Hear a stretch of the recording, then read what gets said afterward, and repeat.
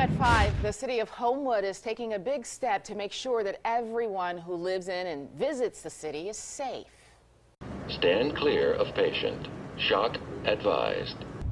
Today, Mayor Scott McBrayer introduced that he announced they'll be placing these 30 defibrillators all over town. They can save the life of someone who goes into cardiac arrest, and we're told they're easy to use.